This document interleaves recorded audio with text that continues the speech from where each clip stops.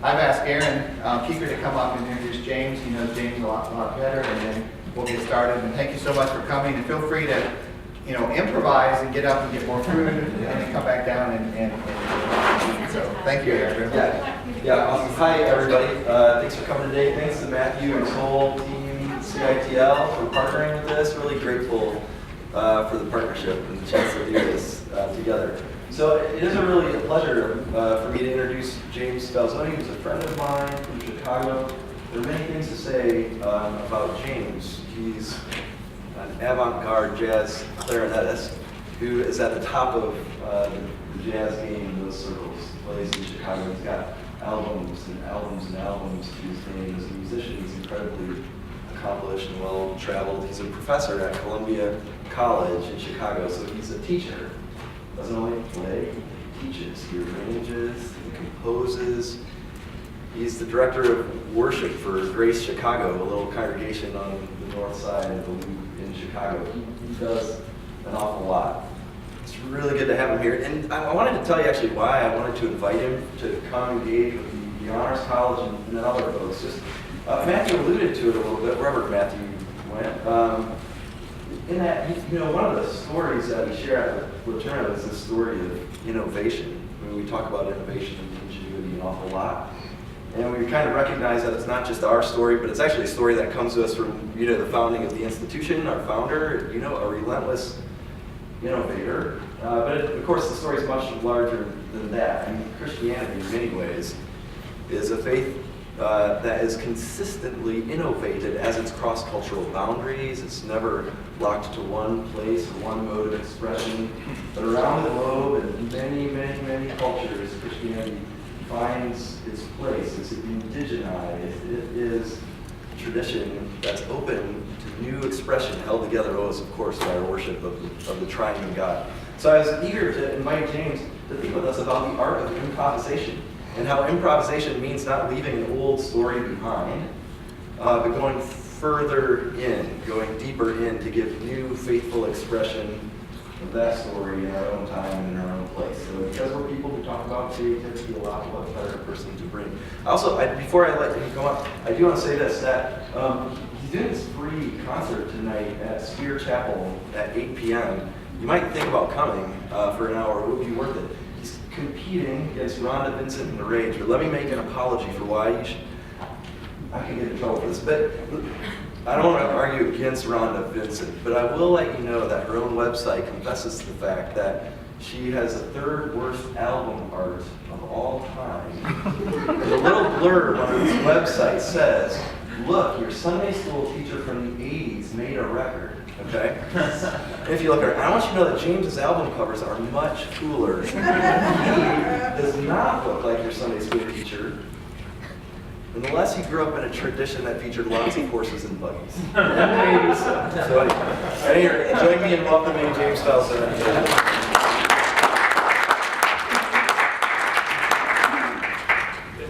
He had to get the jab in there somewhere. They made me shave my head before I came here. I got this memo that said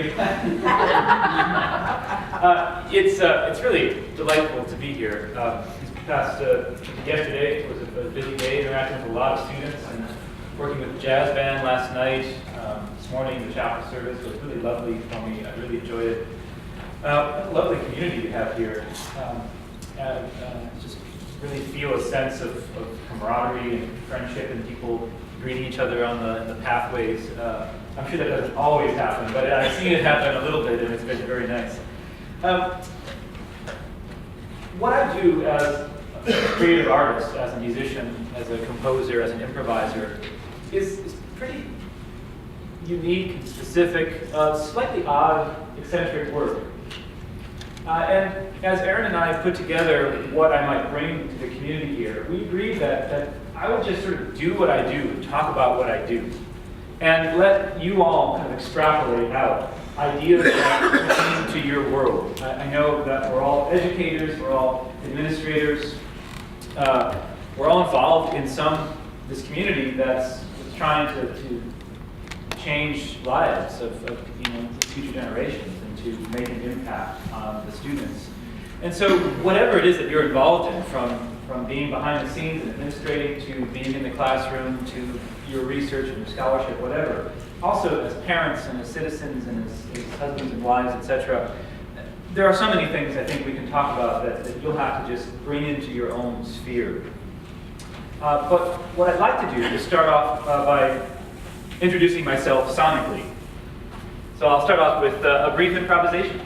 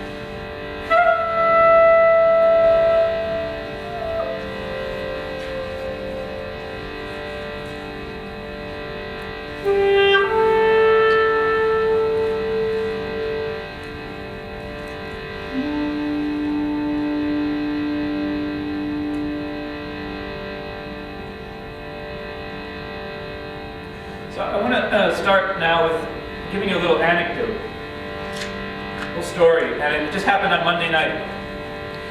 So if you can go a long way from here, leave East Texas in your mind and change the degrees, I guess about 60 degrees colder in Chicago on Monday night, probably about 12 degrees, winds blowing, and I'm in the almost the south side of Chicago, kind of near south side of Chicago, neighborhood called Pilsen.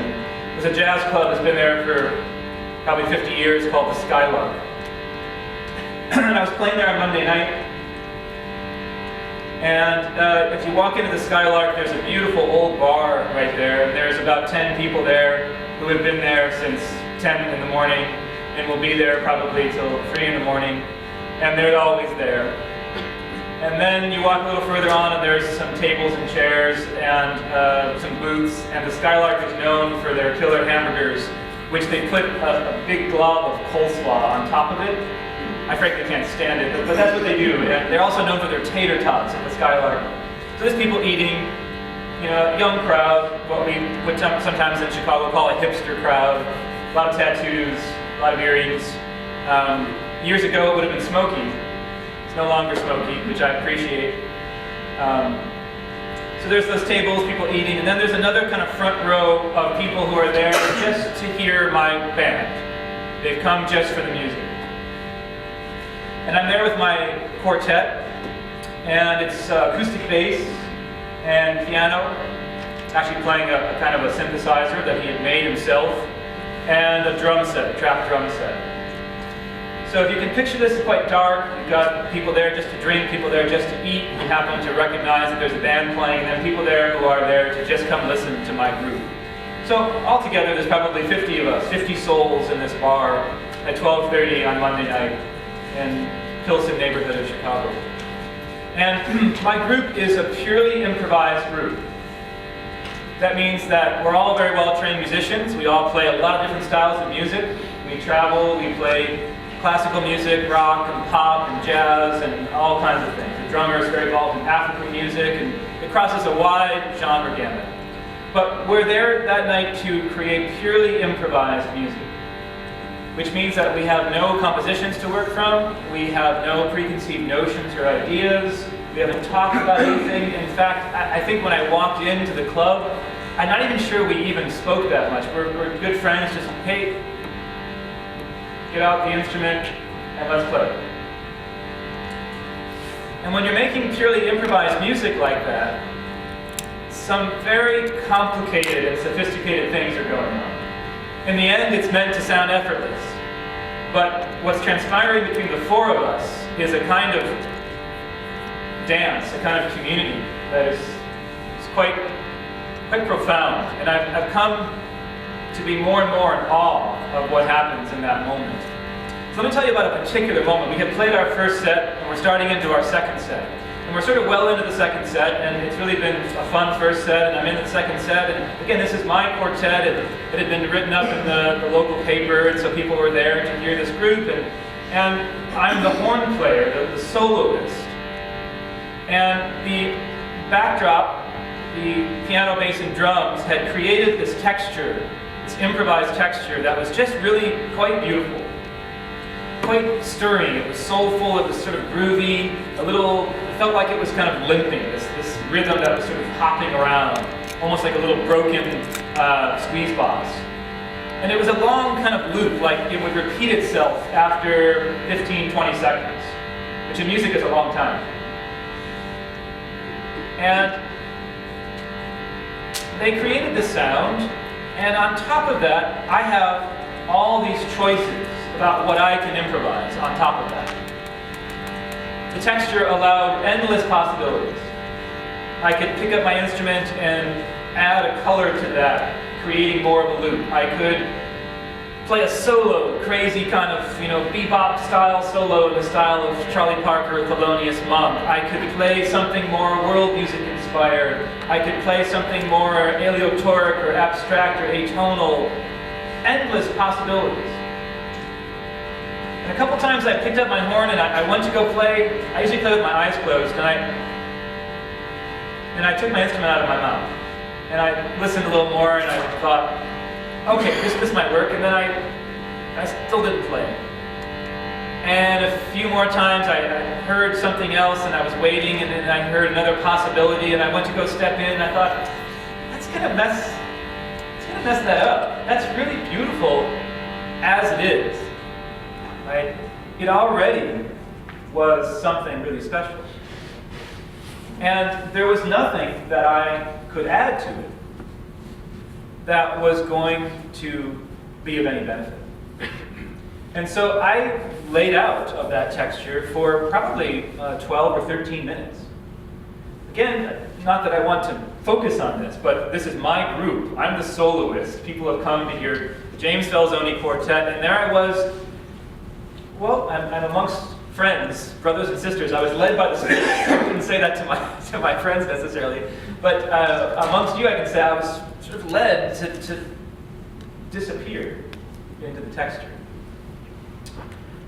And then that texture kind of changed, and I then began playing more, and it went on for the second set. And then afterwards, we were hanging out with friends at the bar and talking about the music. And a really fine jazz bass player was there that night. A good friend of mine, who's one of the great jazz bass players in Chicago, travels all over the world. And he said, "Man, that one part at the beginning of the set, you sounded so amazing. And I said, Matt, you mean that one section where there was that cool kind of loping groove when Quinn was playing the one drum? And he said, yeah, that was a really cool moment. He said, you sounded so great. I said, I wasn't playing. And he stopped and he said, I just inserted you in somehow. I felt your presence. I felt that your sound, even though you weren't playing. He was really stumped by it. I mean, this is a really profound musician himself. He thought, really, could we rerun the tape to listen to that again and make sure I was hearing what I thought I was hearing? He truly felt that I was playing in that moment. Now, moments like that happen to me all the time because I'm involved in improvised music as a profession, as a practice. And that involves jazz, what you might define as jazz, traditional jazz. I've played swing music with Benny Goodman style bands. I've played New Orleans style jazz. I've played more modern jazz, bebop, and so forth. And one of my first loves was John Coltrane, so I was very involved in that music for a long time. Been very involved in world music and the study of cultural music through improvisation.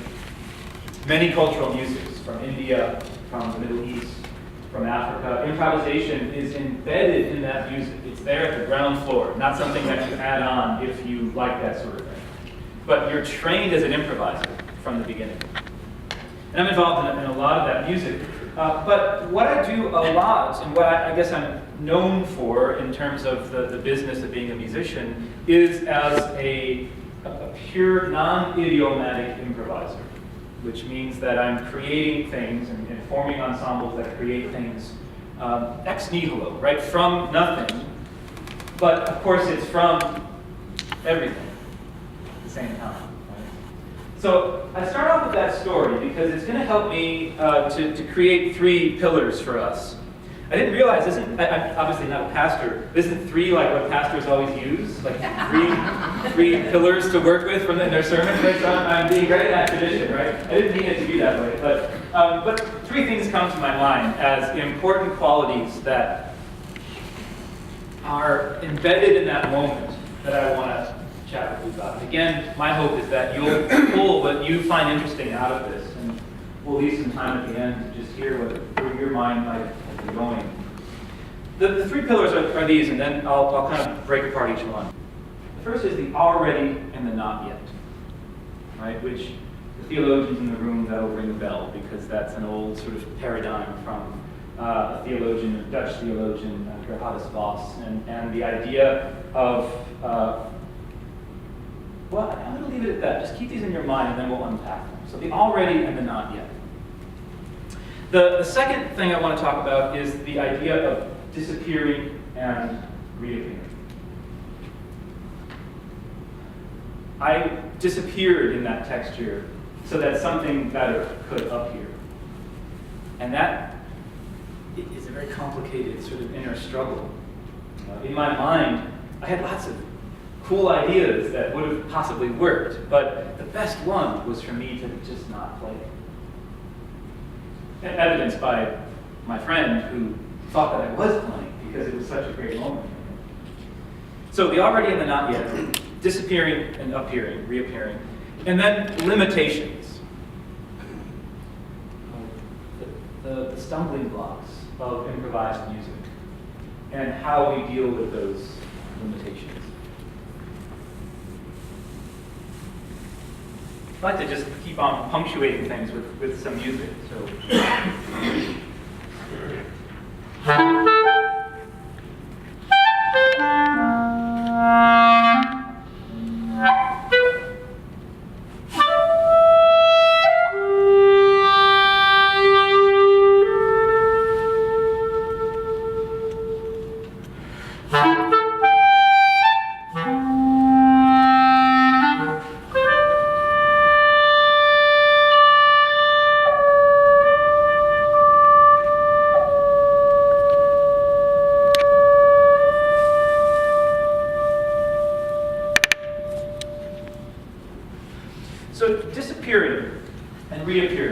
the idea in improvised music is, I was saying this yesterday to one of the students who's got some musical training, Ben, and he, I bet he's a really good musician. I didn't get to hear him, but I could sort of tell that he had a lot of his mind about music. And he asked me, why isn't improvisation just making it up as you go along, just winging it? That's what we tend to think of, right? The word, if you break it down, the root of the word of improvisation, it means unforeseen. And so it doesn't mean that I have no idea what I'm going to do and I'm just going to sit down and, yeah, we're just going to get loose and just do something cool. No, there's so many things happening. And what I like to say about improvisation is that the improviser, a great improviser, needs to be fully in touch with their tools, with their craft. You have to know your instrument deeply, have an intimate relationship with what you're playing. You have to know a lot about theory and history, and you have to be a sensitive listener, and you have to have sort of mastery of all of the tools of what it means to play music, so that when you sit down or stand up to play, you can disappear. All that stuff can just disappear, and you are putting forth beauty and art and possibilities and music.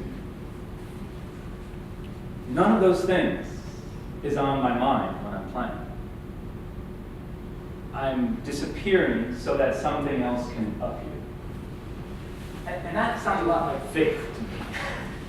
Right? I think of that a lot in my own faith journey, in my own spiritual formation, that the more I am in touch with myself and the wonderful story that we have stepped into as Christians, and the more I understand the scriptures, and the more I'm embedded in a community of people, the more I practice, right?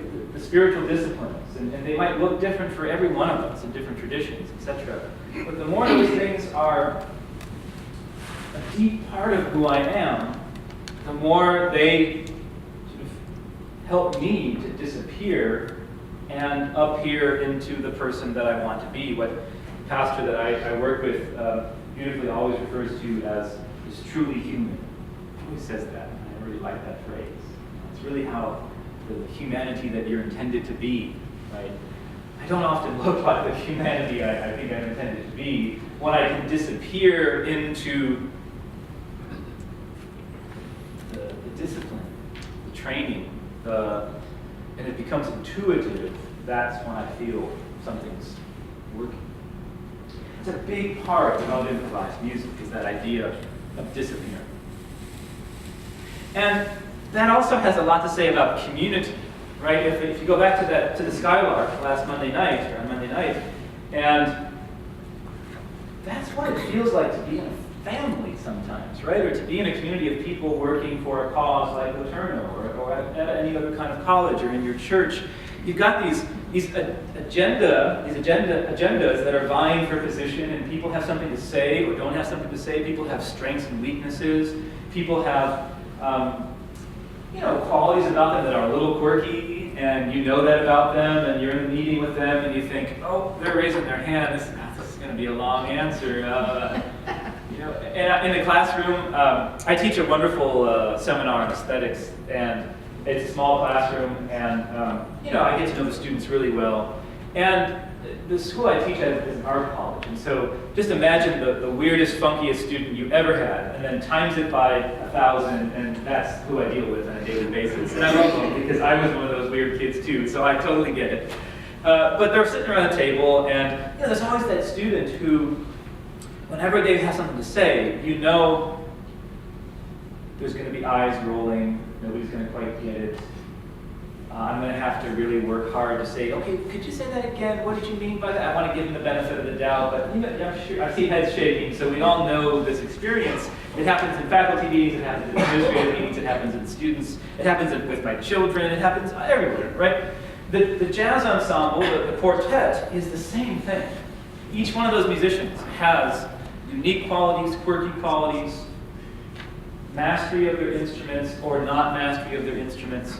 And it's our job to collectively uphold one another, And sometimes to say, okay, you're done, man. You've been soloing too long. It's time for me to take over. And my musician friends and I, when we're traveling together and touring and just talking about, let's say somebody new has moved to Chicago and it's a young player and they're trying to break into the scene of improvised music. And somebody will say, hey, what do you think about that new guy who's playing it tonight? And somebody will say, oh, he's going to be good, but he just doesn't have the confidence yet. He's just not stepping up when he needs to. Or yeah, he's young, but he's really sensitive. He's really listening. He really seems to be to know just when to assert his ideas. It's a beautiful thing happening in the ensemble. And my decision to not play was as much of a decision as any other decision. So the disappearing so that something else can appear. I mentioned this yesterday, and I love this. I'm sure many of you have heard this, that Michelangelo would talk about his sculptures as already being there in the marble. Right? It was up to him to make them appear. I love that. Right? I love that idea. And in music, we have a phrase called musica mundana, the music of the spheres, music of the world. And that this medieval belief that music was there, and what you did as a musician was you stepped into it and kind of captured it and made it, sort of sounded it. But it was always happening all around us. Hooray for that idea. So disappearing, appearing.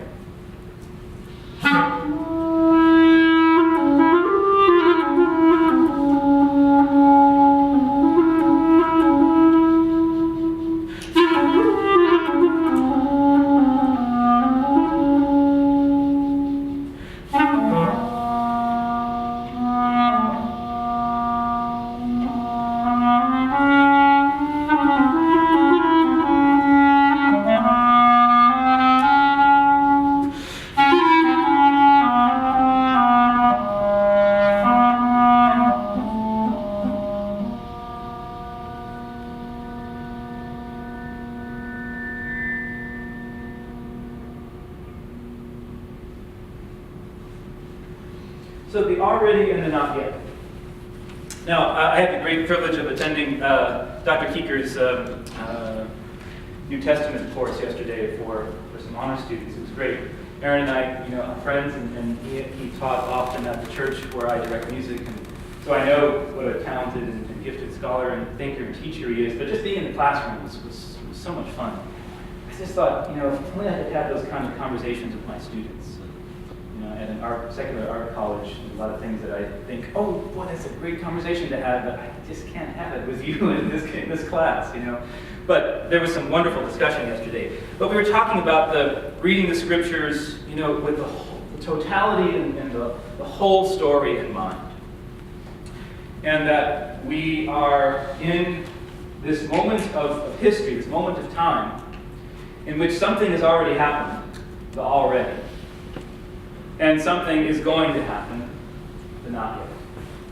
Right? And Aaron was reminding the students and me to read the New Testament with the Old Testament in mind, and to read the Old Testament with the New Testament in mind, and to read Jesus back into Moses, and all these incredible patterns that we were looking at the early church fathers and seeing how they saw these patterns in the New and Old Testament. And it reminds me of the music that I'm involved in. Because I really believe that improvised music is the epitome of the already and the not yet, in a couple of key ways. Improvised music is a surrender to the moment, a surrendering to being mindful. It's the ultimate practice in mindfulness, of being attentive to what is happening in the now. Right? And this already and the not yet is interesting to me because we actually don't exist in either one. Right? If you think about that, we are in this time space as human beings, as Christians living now. There's this story that's happened, there's this story that's coming, but we're in this place that is neither. Well, there's already that just happened a few seconds ago, and there's still things coming. You get what I'm saying. It's a very interesting place to teeter. And the improvised moment in music is full of that. It's full of those decisions of saying, okay, what can I offer this moment? It may be something really great that I can play. It may be nothing. It may be silence. It may be adding to the groove. There's so many things, right? But there's that sense of concentration on where I am in this little story, the story of this quartet playing at the Skylark on Monday night.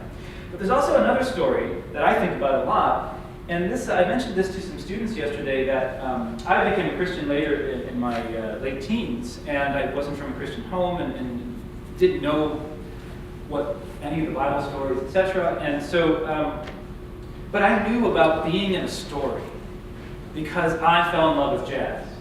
And when I fell in love with jazz, I fell in love in particular with John Coltrane in a record called A Love Supreme, which is celebrating its 50th anniversary in 2014. So a great time for you to go, I was going to say buy it, you can download it or whatever you like to do. A beautiful record, a record that he devoted to God in his own way.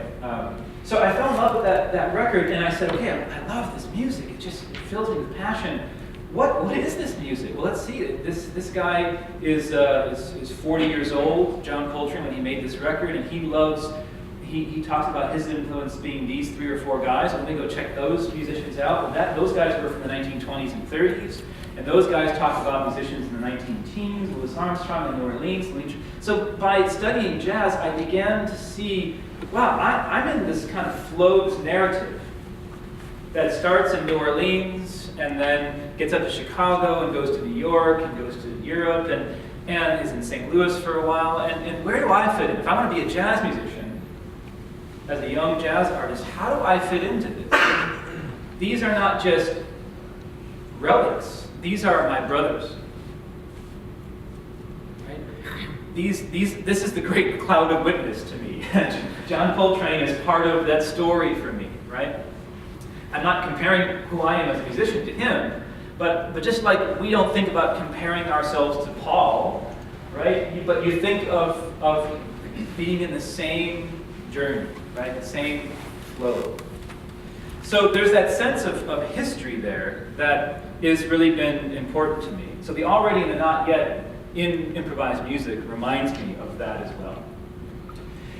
And then there's still in this pillar of the already and the not yet, there's this sense of the journey. Music is such a wonderful journey to be on. I think that's why we love music. I bet if I asked all of you, there's not one person in this room that doesn't have some relationship with music. It might just be on the radio when you're driving home at night and it's just certain songs you like. Maybe you love Bach and you just love the Bach cello suites, or fill in the blank. Maybe you love blues guitar players. Maybe you love certain songwriter, whatever it might be. But music takes us on a journey. In most music that you listen to, the journey is already happened in a way. Let's take Beethoven. So Beethoven Piano Sonata, written in Vienna in the 18th century.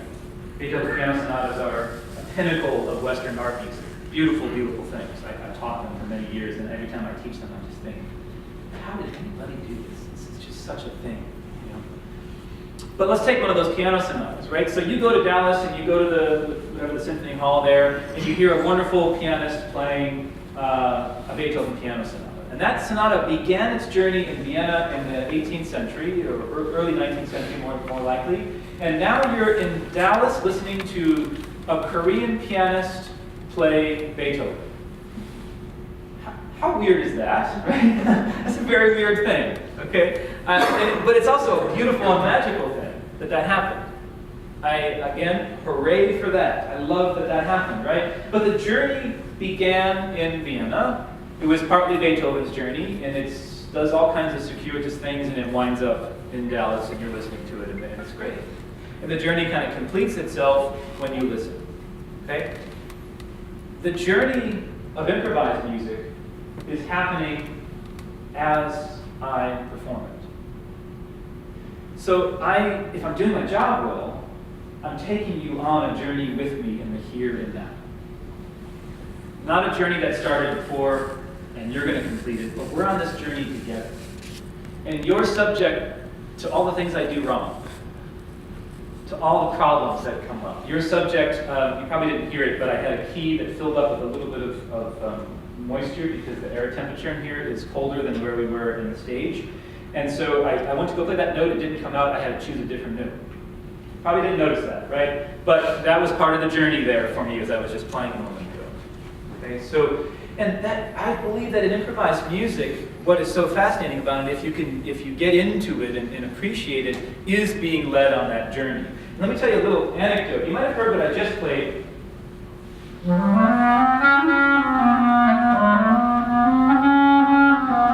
Maybe to your Western ears, you're going, I think he's got a problem with his clarinet. Something's not quite working there. It sounds a little out of tune, right? I'm playing an Arabic mode. In Arabic music, the modes are known as maqam, and the maqam use microtones, pitches between the black and white keys on the piano. So we have 12 notes in the Western scale. The typical Arabic scale, depending on how you divide it, have 72 pitches. Okay, so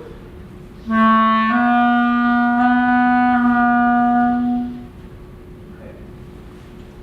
Now, in Egypt, in the 1970s, 60s, 50s, there was a singer named Kulthum, incredible singer. And she wasn't just a great singer, she also became this kind of spokesperson for pan-Arabic political concerns during the times in which a lot of the Arab countries were throwing off their imperial masters, for lack of a better term. And so as they were doing this and trying to find identity, Kulthum became like this unifying voice. And in many countries, at 7 o'clock every night, they would play Kulthum songs. An Egyptian friend of mine said, James, everybody loves Kulthum. You love Kulthum, okay? So, and she sang popular songs, but she was a very well-trained artist in the classical Arabic language, these maqam that I was just referring to. Now, the maqam, these modes, there's many of them, and they're kind of closely related, and the way in which you show your technique as a master of this music is you kind of jump between maqam. And you mutate or you modulate is the correct term between one to the other. And the way that you do that and the style in which you do it is the way you show what a great musician you are. So Kulthum would perform live and she had a full orchestra behind her, an orchestra that was improvising accompaniment behind her so that they could change with her when she would float to a different mode. Just really, really pretty cool that a whole orchestra, like 25, 30 people, could just move with her. Really, really fabulous. There's a video of this on YouTube. You can check it out. So, Kulthum is performing in Egypt one night, and she's improvising on this mode. She's singing lyrics, beautiful lyrics about love and Persian poetry, and she makes this a big audience there to listen to her, and they love her music, and they're cheering her on. And she does this modulation, improvises a modulation between two maqams. And the audience goes wild. They start cheering and whistling and hooting and hollering and stomping their feet. And they do it so much and so long that she has to stop because she can no longer hear the orchestra.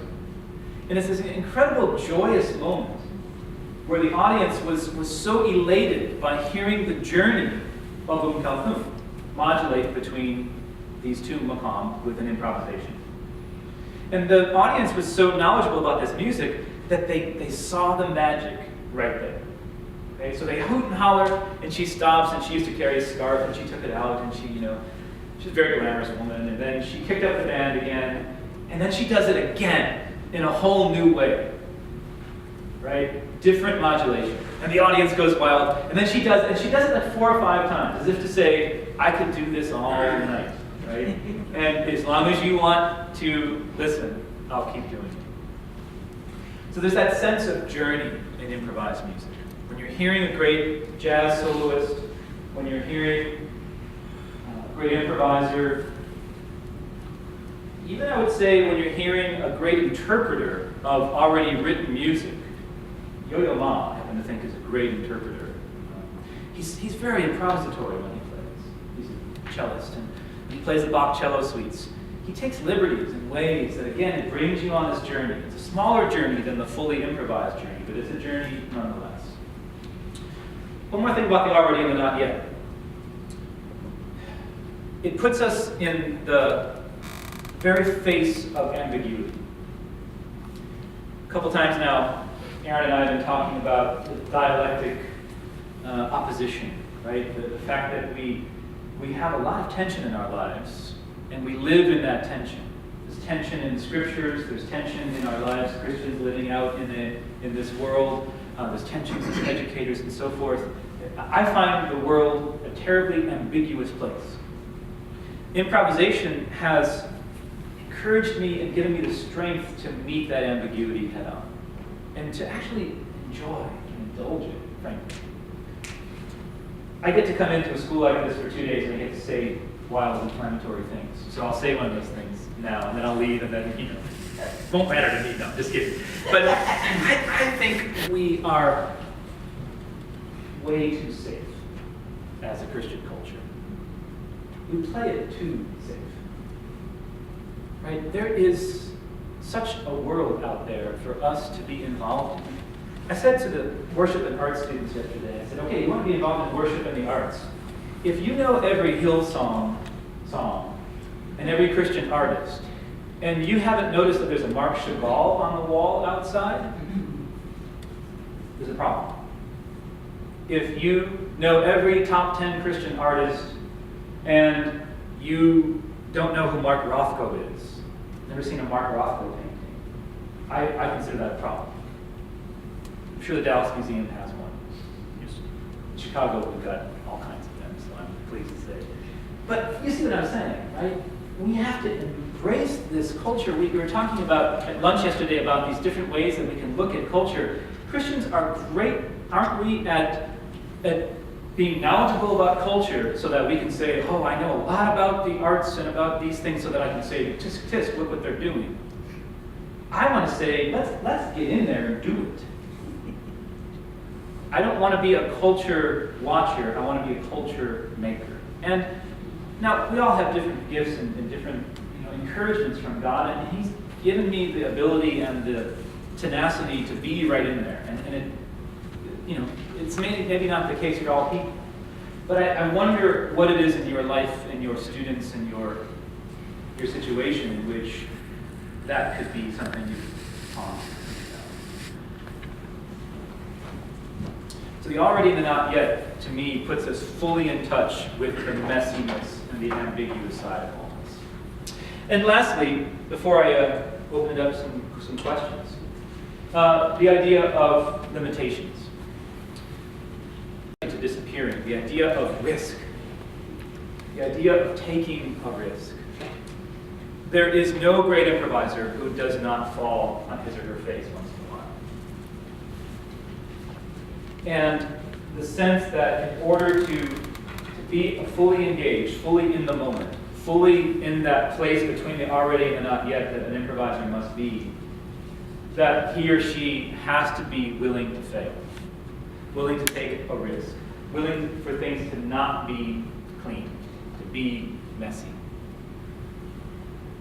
And when I say messy, I don't find much in life really messy. I find it just is. And it's our interpretation that it's messy, right? But what if we don't consider it to be messy? And improvisation is an unwieldy organism that's constantly morphing. It's like trying to pick up mercury. You can never seem to get your fingers on it, And yet that's, I think, a lot of what God asks us to, how He thinks we ought to be thinking about this world and this life.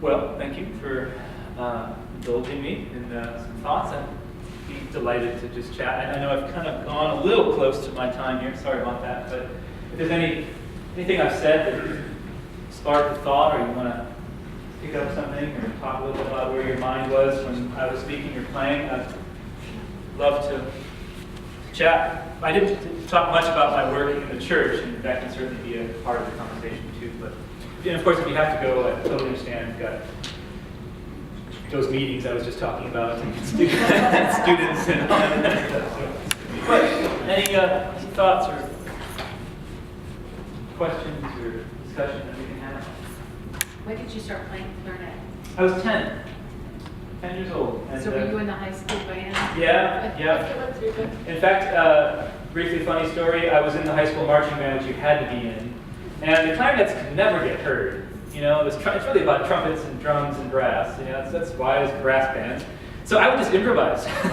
And so, and there's a famous video footage of me that my band director blackmailed me with. He brought me into his office and he said, "You're one of my best students and a great player. Look what this mother took of you." And there's a video of me in the stands for the football game. They're playing the pep song, the school pep song. And there's me going, and eyes closed, and I'm just wailing away, and playing all my John Coltrane licks, you know. And he was really upset. He's like, you know, you've got to be setting a good example for younger students. Okay, I'll learn the pep song. But I was 10, and I, you know, I just fell in love. Something about it just spoke on every level to me, intellectually, emotionally, you know. And you know, my parents used to say, "Could you please stop practicing and go play football or something besides practicing?" And of course, I have a daughter who's playing violin now, and I'd say, "Could you please practice at least once so I can, these lessons can be worth the time and effort?" But a lot of time on the instrument. There's no, young students, happened last night, students always ask me, you know, "Can you give me any advice on what I can do to be a better player?" So, you know what I was doing when I was 10? Let me show you. You know what I was doing when I was 15? You know what I was doing last night in the hotel room? And they get the point pretty quick. No other magic solution.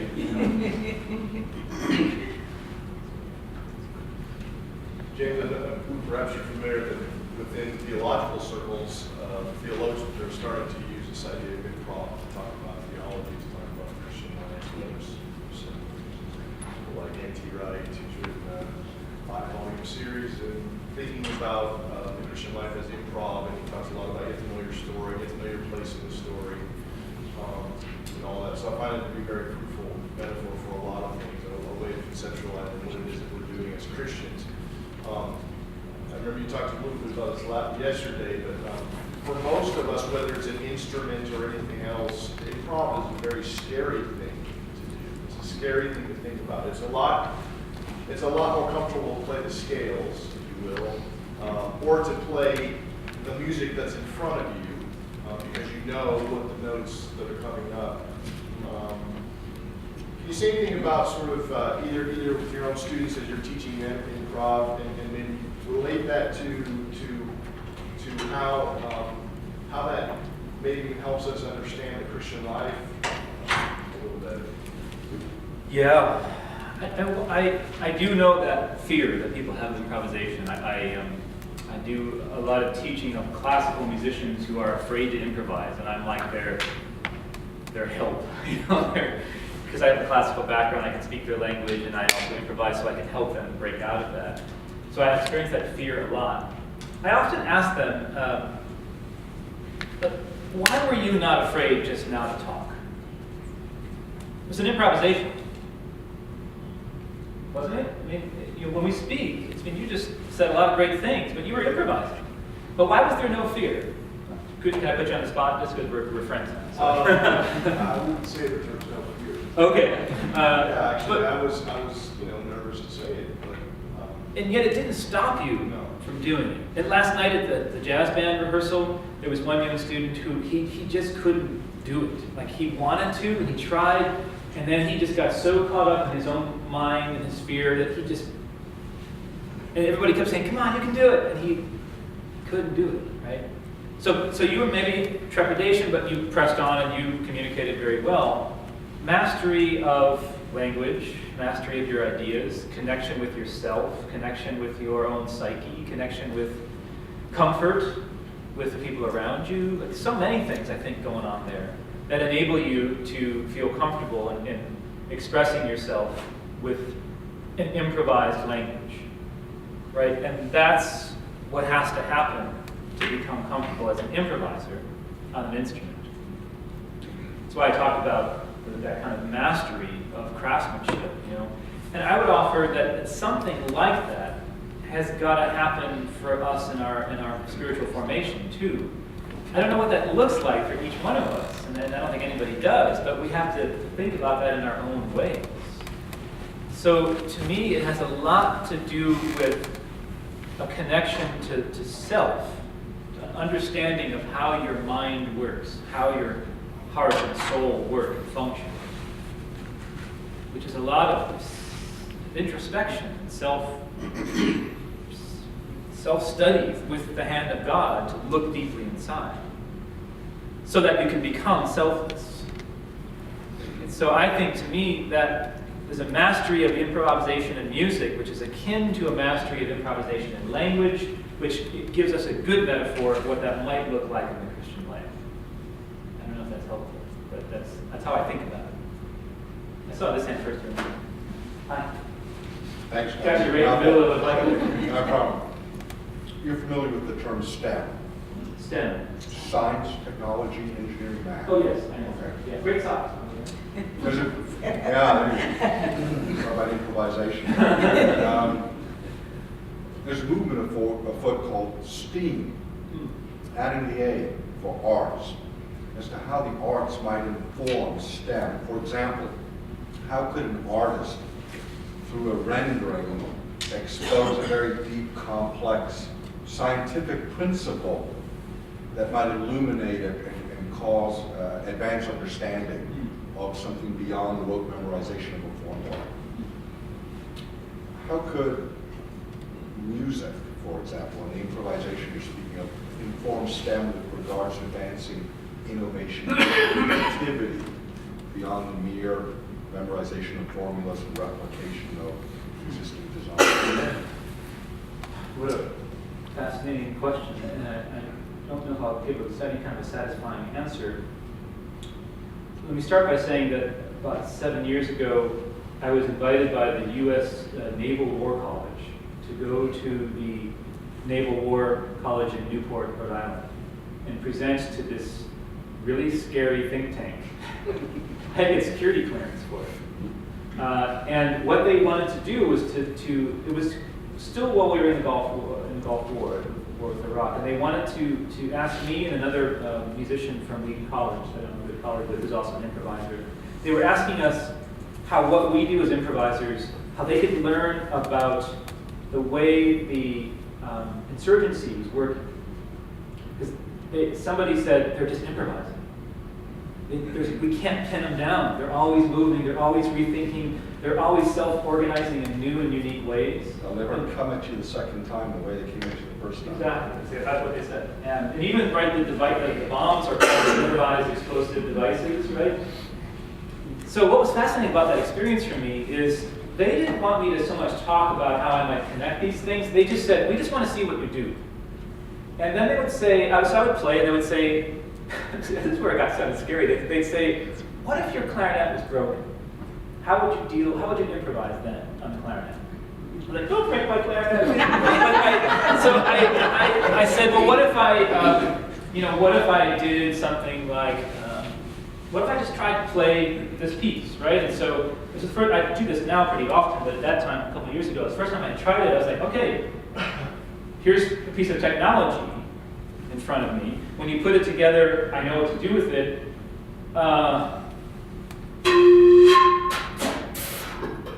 So I started to think about how I could make sounds just from this part of it, right?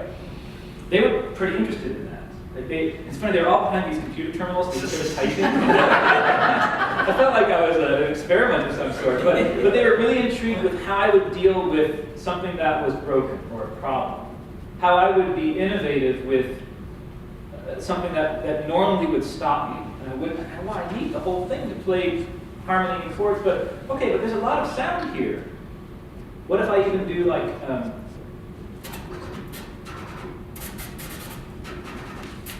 so now I'm not even thinking about melody, I'm thinking about rhythm and a kind of non-pitched sort of sound and soundscape, you know. So I think that's maybe where we can begin to talk, is that the sciences are always looking for ways around problems. I think I have a sister-in-law who's well, I don't know enough about engineering. She's an engineer and she deals with fixing problems. So she goes to a trucking company and tries to figure out like why their trucks are off balance, this kind of thing. You guys can tell me what kind of engineer that is. But she's kind of interested in what I do and how I deal with a problem on the instrument or with music and so forth. And sometimes we'll talk about that. And it seems to me that that's where things can be, the arts can be helpful, is that our innovation comes from how to keep doing what we want to do, even be expressing the beauty that we want to express, even if the means aren't there any longer. Right? So I wonder how that translates, you know, into STEAM and so forth. Longer conversation than I think we can have at the moment, but I think there's a lot of fruitfulness there, you know, a lot of possibilities for connections. And that first time that I spoke with the Naval War College, I had no idea that what I did would be interesting to them, but it really was. And, you know, and I was glad to sort of be of service in that way, because I think there's nobody more different than a jazz musician or an admiral within the Navy. I don't see how these come together, but there we all were in this room together, and they were learning something from me and from what I do. Well, here's their conundrum. In the Cold War, they knew the enemy and how the enemy would come at them. So they could train to task condition standard. In the new war, science fiction writers couldn't dream up some of the things that are happening. So we've got men and women in uniform having to pull together in an entrepreneurial fashion solutions with people, material, equipment, and kinetic solution is usually not an option. It's a bad option. And in a cultural context. So the Department of Defense is grappling with, well, how do we go from a train to this standard to creating an entrepreneurial, creative, open mind that is ready to deal with who knows what. Yeah. How do you train to that? Yeah. Particularly in our education system where folks have progressively moved from a highly creative kindergarten room with all sorts of colors and gadgets and toys to a very sterile college classroom with chairs and rows and seats and blank walls. Yeah. I love that word entrepreneurial, because I feel like musicians, especially improvising musicians, in the context of the performance, we are very entrepreneurial, always looking for opportunities to move into new space, to rethink what we're doing, to reorganize, and constantly self-organize. It happens in the moment of performance, right? And so, yeah, I can see the connections there. You know. Being a painfully linear thinker, how do you evaluate improvisation if you're discovering, if each person's ability to discover comes from a different perspective?